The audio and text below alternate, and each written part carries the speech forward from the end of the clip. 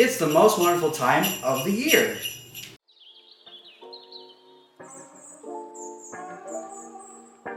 Due to some violent content, parental discretion is advised. Yeah, you fucking remember.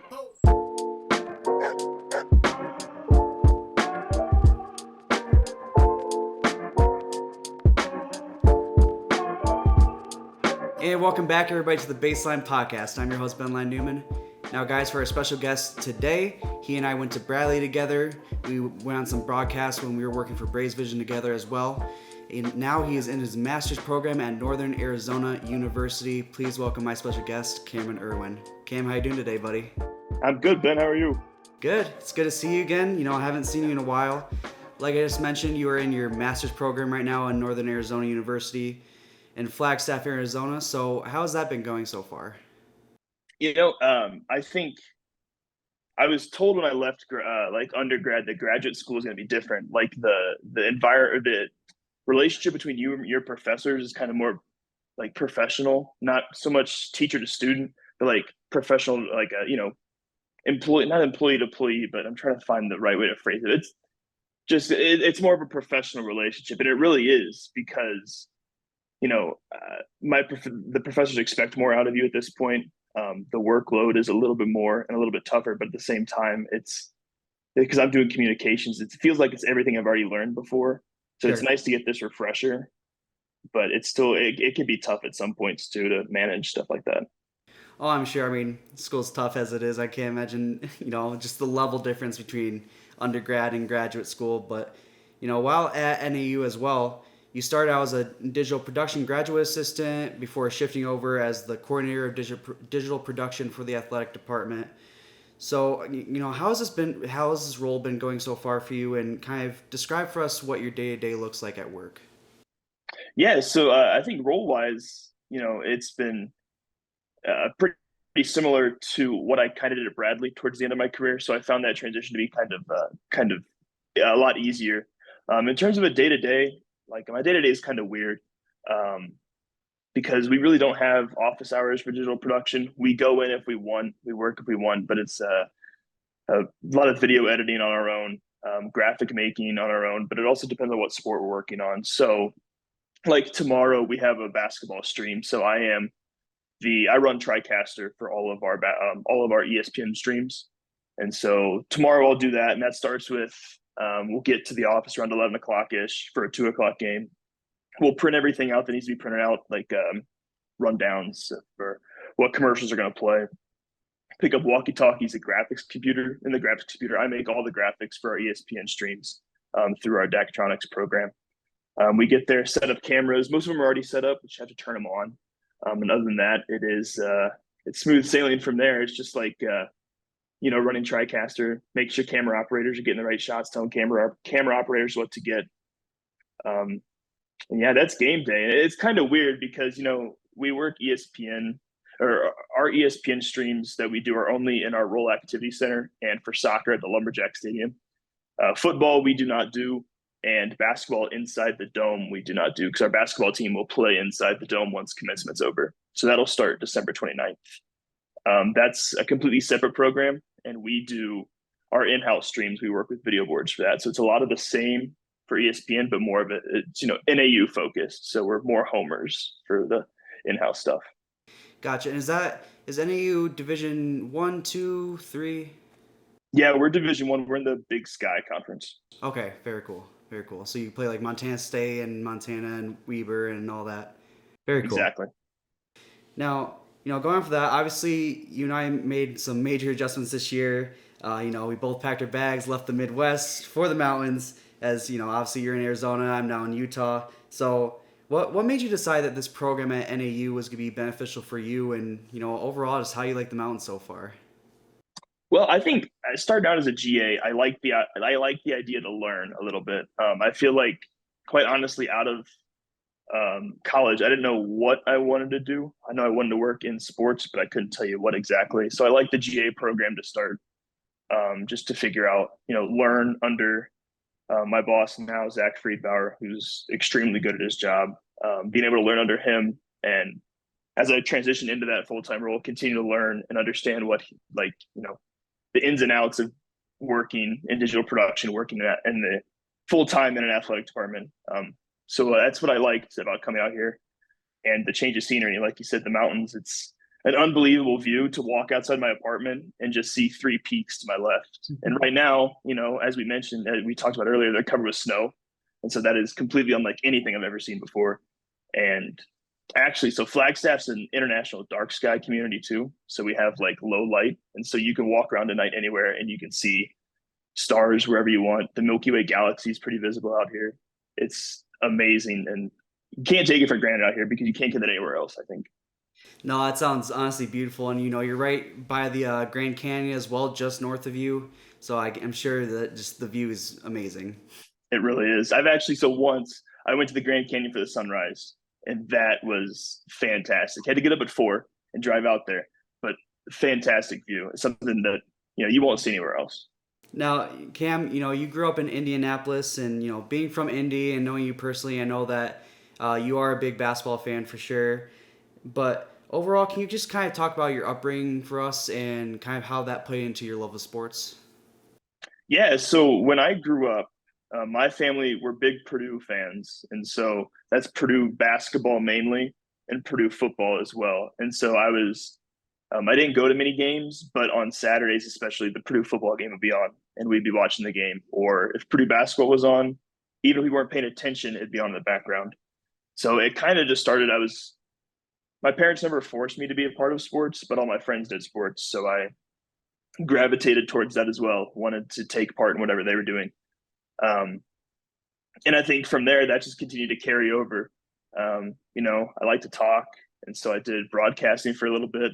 I enjoyed that, and then it just continued. Like I think as I came to go to more sporting events, I started to realize like the atmosphere is the best part of sports, in my opinion.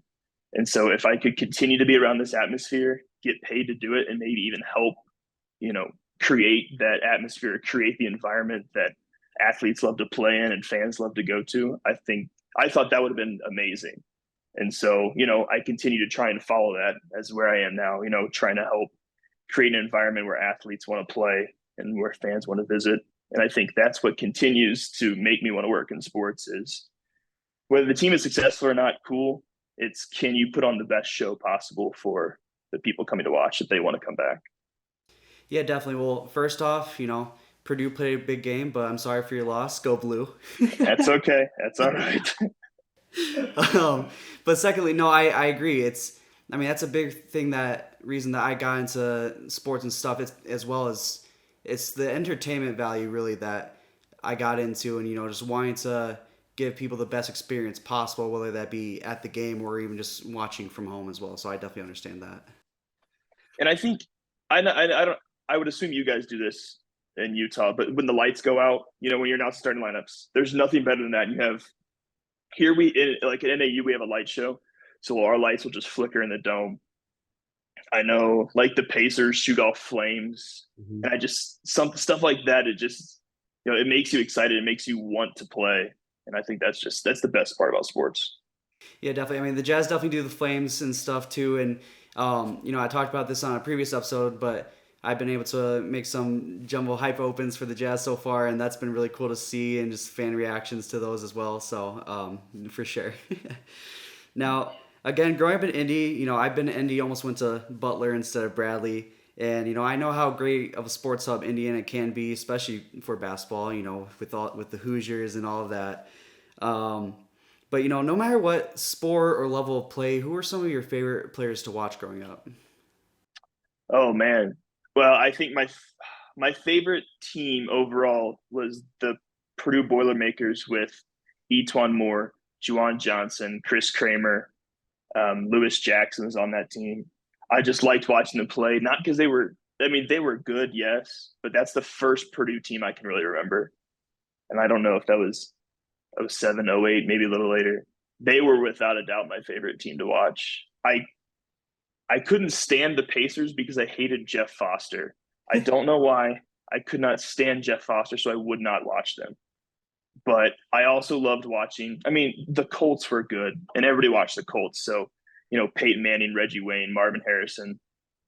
I took that team for granted, quite frankly, looking at where we are now. But they were so fun to watch when I was younger, and so I don't. When I was younger, I never really watched anything outside of Indiana sports. Um, really, I don't do that much either. Oh, one more: the 2008 Chicago Cubs. I'm not a Cubs fan anymore, but Derek Lee, Aramis Ramirez, loved that team. My mom loved Matt Merton for some reason. I don't know, but loved that team.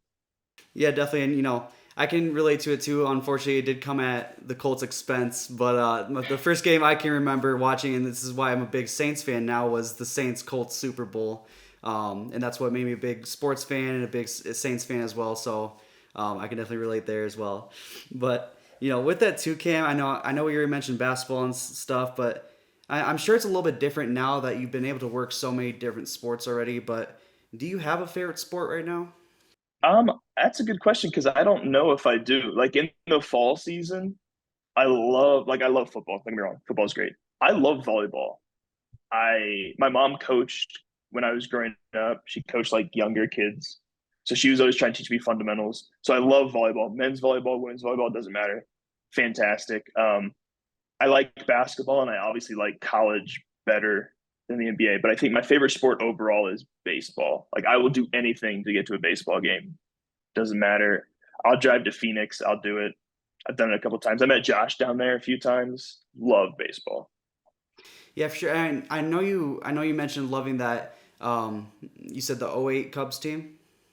Mm-hmm. I remember you saying you obviously love that team, but being in Indiana, you have the Indianapolis Indians. They're affiliated with the Pirates. So, were you ever really a Pirates fan, or grew up a Cubs fan, or what teams did you really support?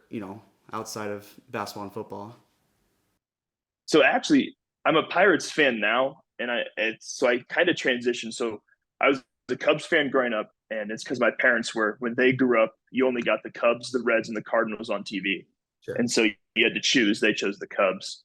I worked for the Indianapolis Indians for 4 years, and I was in the clubhouse a lot, so I got to see some of the guys that were coming up. And when I stopped working there, I decided like, why am I going to root for these guys in Indianapolis and then hope they lose in the pros?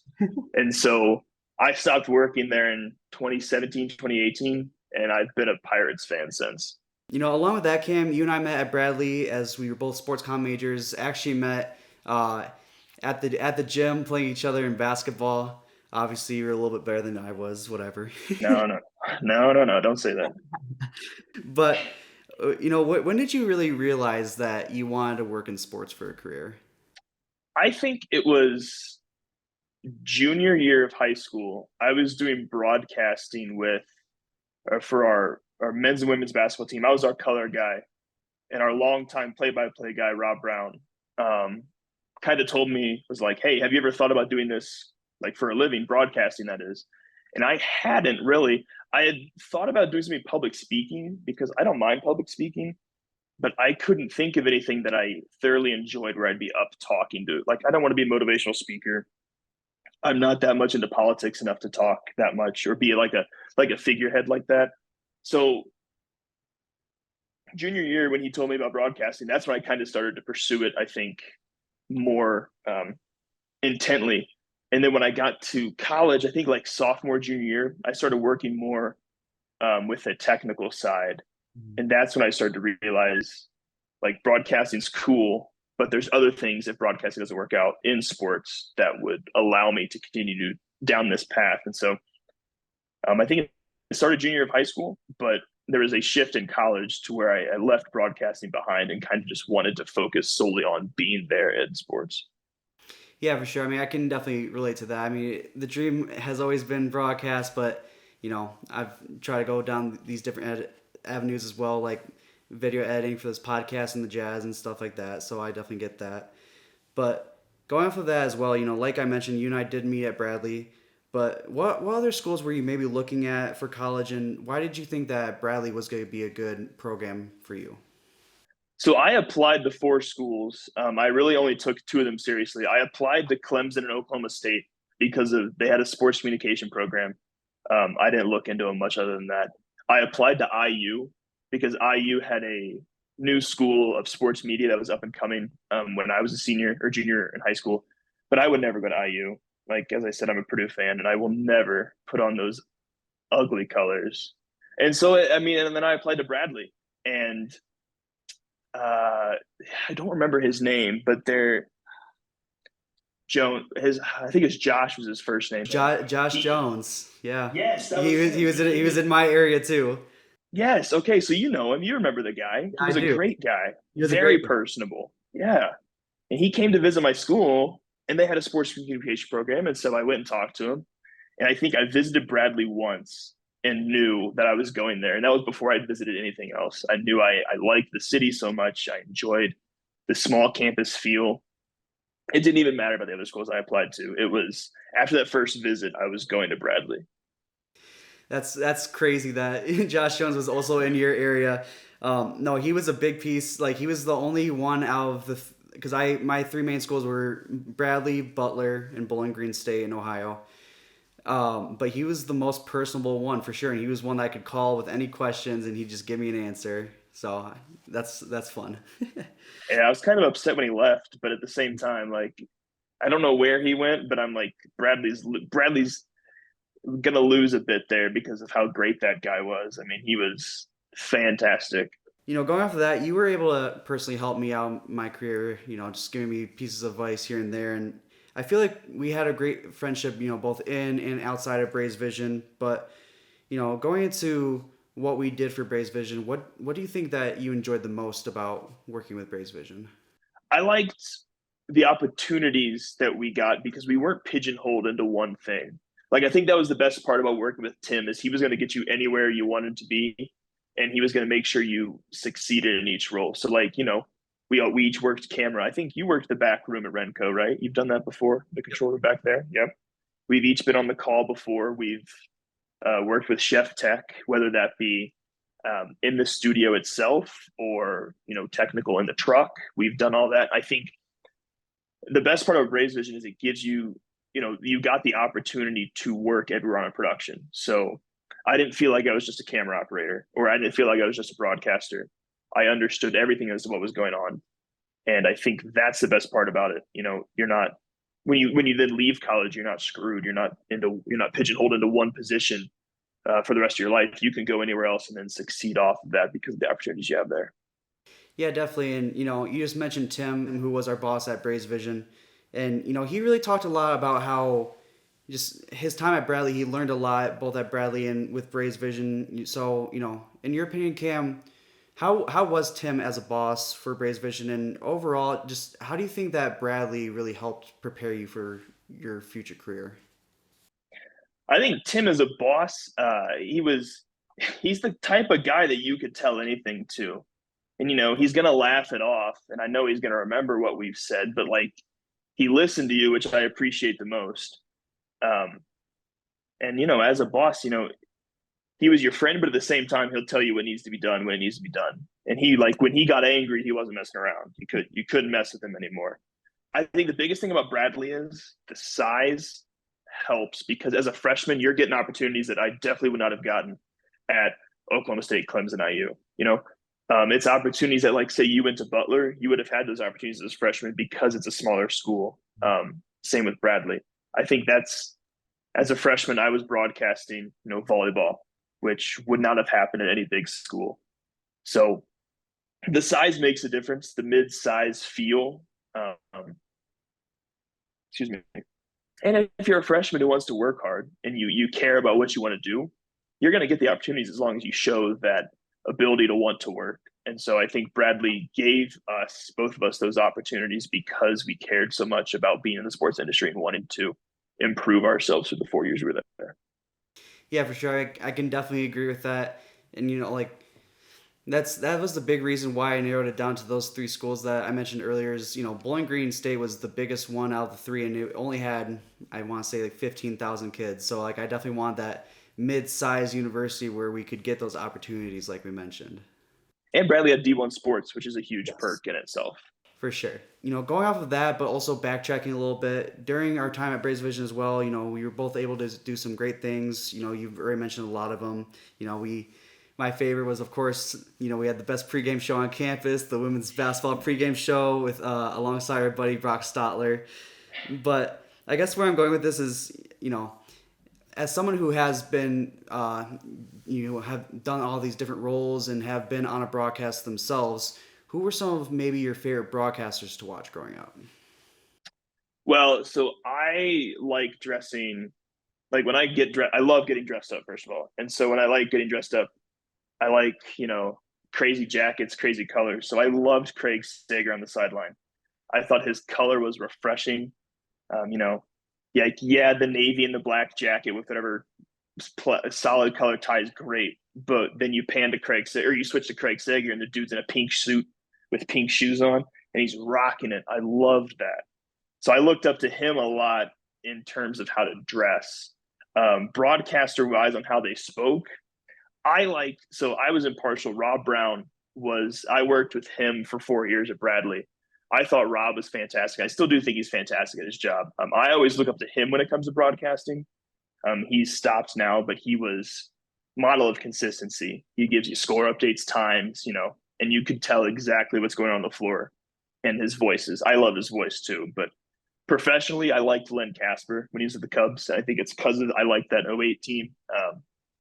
I just liked how Casper was calm. He was calm during the game, and then something happens and he can just flick that switch, and all of a sudden he's screaming because Soriano just hit a home run.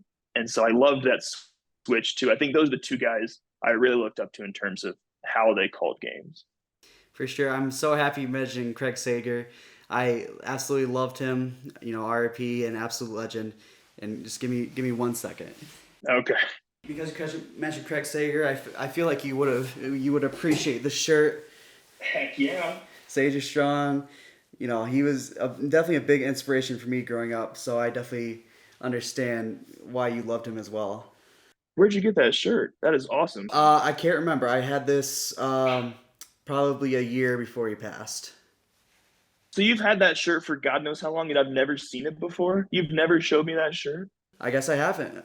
We've never really talked about Craig. That's fair. That's fair.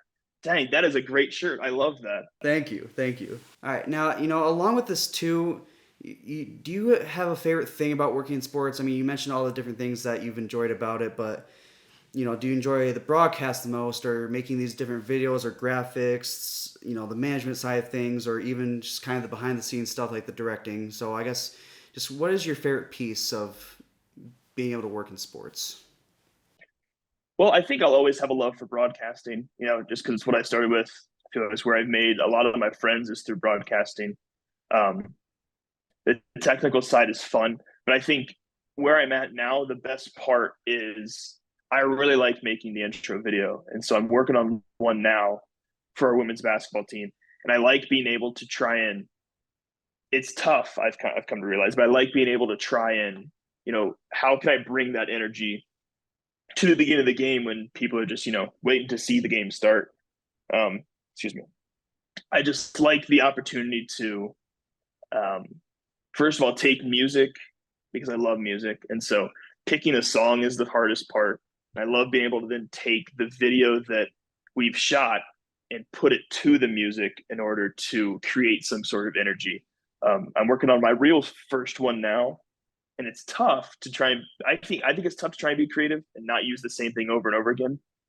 But I enjoy the opportunity and the challenge, and I think it's been so far super fun to try. I've been the same way with this jazz internship right now. It's been a lot of fun to make these videos and just get better and better at it every single day. Along with that, you mentioned just the amount of friends that you've been able to find with broadcasting, and another mutual friend of ours that I've been able to have on this podcast, and your former roommate as well, Larry Larson. He was really able to kick off his career this year as he is now the voice of the Beloit Skycarp, who are affiliated with the Miami Marlins.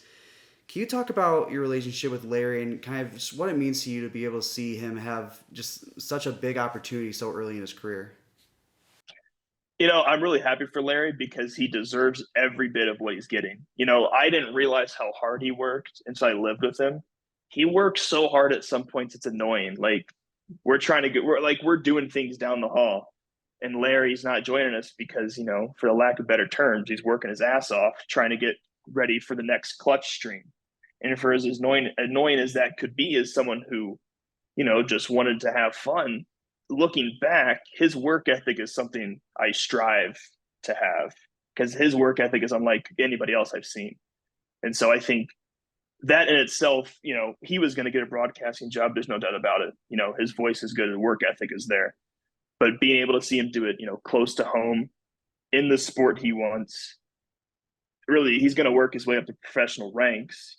He's already started. I think it's, I'm jealous of his success, but at the same time, I'm super happy to see him doing that because, he was going to do it all along. No one was going to stop this kid. I mean, he told us in August of senior year, he said, by March, I will not be in school. And if we want to be technical, he wasn't in school in April, but he was 100% correct. And looking on it now, it's only a matter of time before he's in AA or AAA, whatever comes next. It's only a matter of time before he's traveling around the country with the team. So I'm super happy for him. He's done a fantastic job, and he deserves everything he's gotten because he's such a hard worker. For sure, it's definitely a mutual feeling for me. Everything you said, I think he and I started off a little bit on the wrong foot because of that annoying hard work. But at the same time, as he and I gotten to know each other more, I appreciate that hard work for sure. And I'm also very proud of what he's been able to accomplish so far. We were at Bradley at the perfect time. Two March Madnesses for the boys, and one March Madness for the women's, first ever in program history, and just a bunch of other pieces of success around campus. And what I'm getting with this is, we've been able to cover a bunch of these different athletes. Is there a favorite athlete from Bradley that you've been able to talk to or interview or just anything like that? Ooh, that's a good question. I guess so. We cheated one year in intramural flag football and brought some of the baseball team to be on our team. And so, and then I had classmen later. Brendan Doherty was I know you had him on, was one of the nicest guys I think I've ever talked to on campus. I never talked to him. I didn't talk to him much, but when you did talk to him, he was super down to earth, just an overall nice guy. He's one that stands out to me. I'm trying to think. I was kind of weird. Like, I didn't really talk to the athletes when I was in the building. I tried to like I'm here to work. Like, yes, the athletes and I were both students, but at the same time, I'm like, I don't want to get in their way because the last thing I want to do is piss anybody off. But Doherty overall was probably one of the nicest guys I think I've ever talked to on that campus, athlete wise. For sure. I mean, Brendan's just an amazing guy. Love that he and I were able to make a connection and get him on this podcast. I've always been a huge Laisha Petrie fan. The Michigan connection always runs strong, so I've always loved interviewing her. Who else? I always did love Daryl Brown. I'll say I was never able to interview him, but he sat next to me during a Dr. Dickhouse class, and he and I just joked and sometimes didn't pay attention. But that's okay. That is completely okay at this point.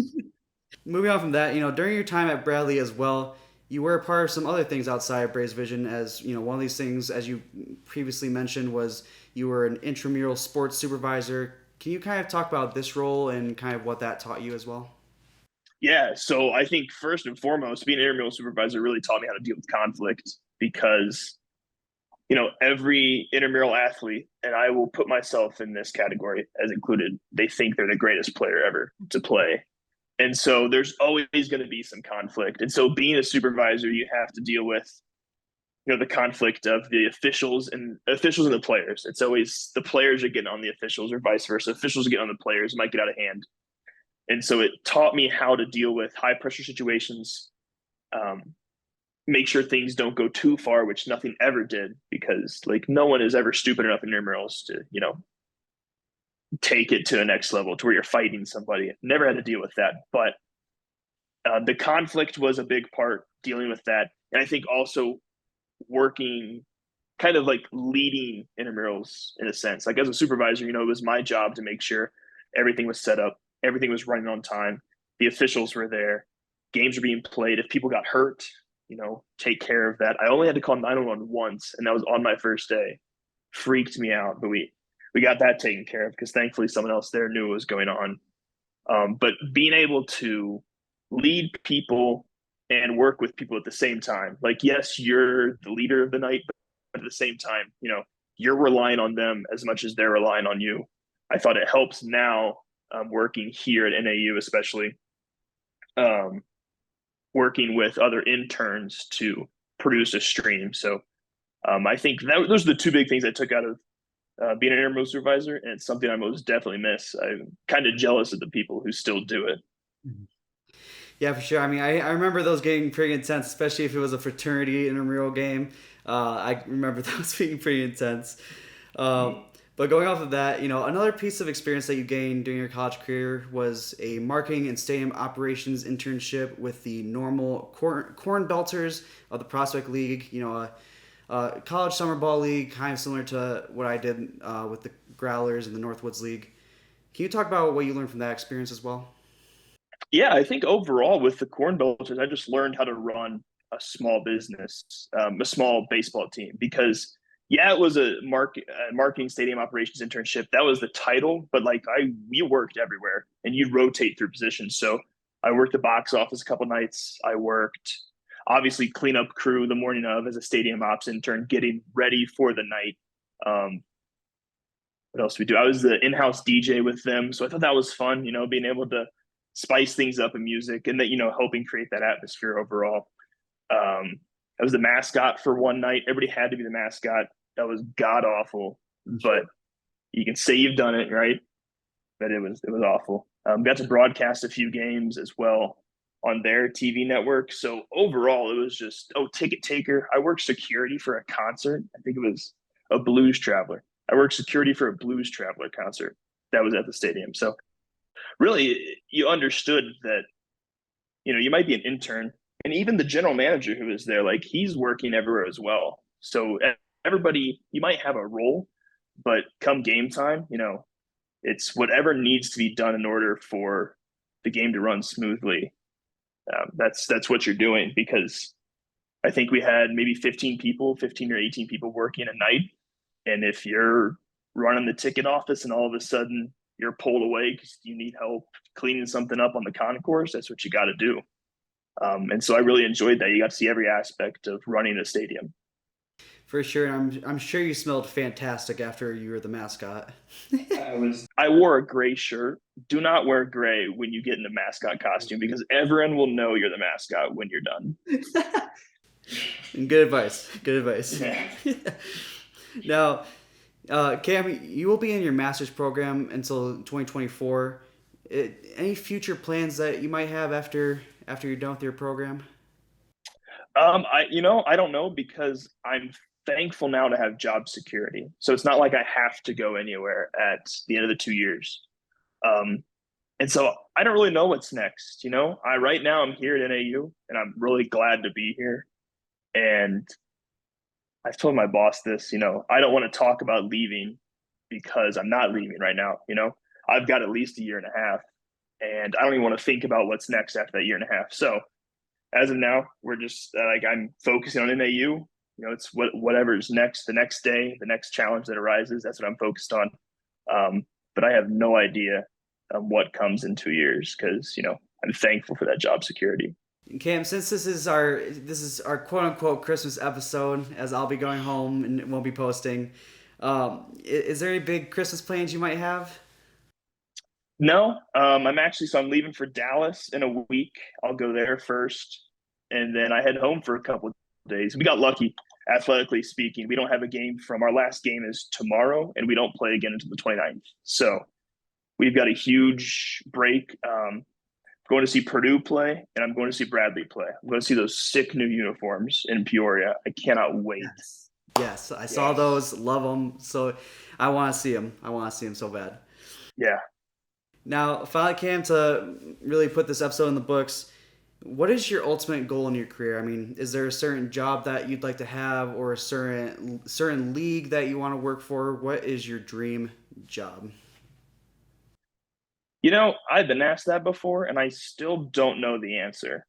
I think I'm at the point where as long as I'm in an athletic department or working for a team, I'll be plenty happy. At this point, I don't care what I'm doing. If it's digital production, if it's marketing, if it's marketing, fan engagement type stuff, if I'm doing stuff in a broadcast booth, which might happen again. I don't know what comes next. But as long as I'm working with an organization, I'll be plenty happy. I think I really like shooting video now. I think that's one of my favorite things to do. If I can continue doing that, that'd be great.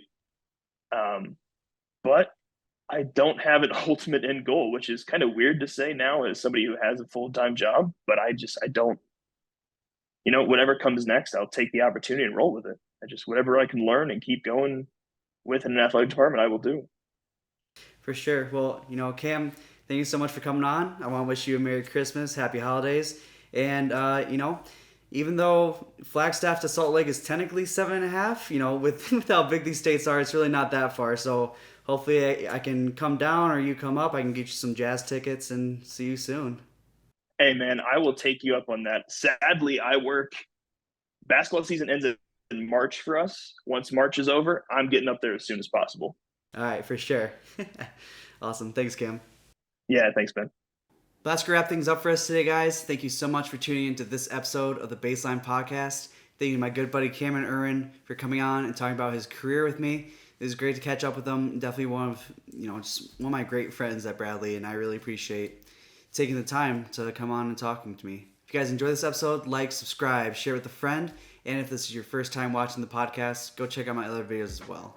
As always if you guys enjoyed the music for this episode, go check out Hidden Harmony.